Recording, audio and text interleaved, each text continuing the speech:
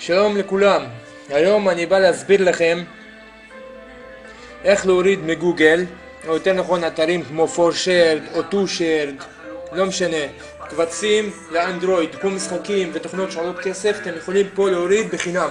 בואו נתחיל. נכנסים לגוגל, כן? 4shared, ישר מסומן אצלי, אז אני נכנס לאתר של 4shared. עכשיו פה אתם צריכים להירשם, אם אני לא טועה, לפחות דרך מחשב, צריכים להירשם כדי שנוכל להוריד קבצים. אז אני כרגע רק אראה לכם איך מורידים, ואתם תנסו אצלכם.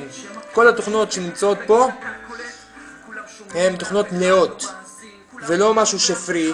כל מה שהוא ב4shared תמיד הוא קובץ מלא, שכבר עלה למישהו כסף והוא עלה אותו לשם. אז בואו ננסה CPU Pro, תוכנה שעולה כמה שקלים, לא משהו רציני. בואו נגיד נקודה APK. יאללה, בצע, חפש. עכשיו הוא ימצא לי, לא מצא כלום. אוקיי, נעשה משהו אחר. Set CPU. כמו שאתם רואים, ישר מצא לי Set CPU, APK, אני לוחץ על זה. הנה מצא לי כל מיני, והתוכנה הזאת מיועדת בעיקר לבעלי רוט, שזה פריצה, כי זה פורץ גם את הסוללה. אז בואו ניכנס ל-309, קובץ השלישי, כי זה נראה הכי חדש שיש.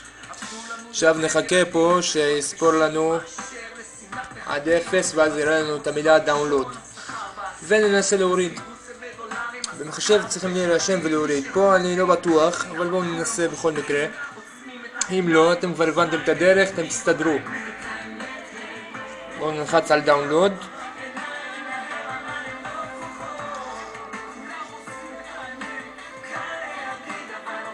כמו שאתם רואים, for rooted phone. אי אפשר להוריד בלי שאני אהיה רשום. עכשיו אין לי כוח להירשם. בקיצור, אתם הבנתם את הדרך, זה הכי חשוב. תרצו לשאול משהו, אני תמיד בא לעזרתכם. אני אנג'לינו, ואני שמח שאתם צופים בקליפים שאני מכין. אני מקווה שזה עוזר לכם. יש לכם שאלות, יכולים לשאול חופשי, לא משנה מתי. ואם אני יכול לעזור, אני אעזור. תודה. המשך גלישה נעימה, להתראות.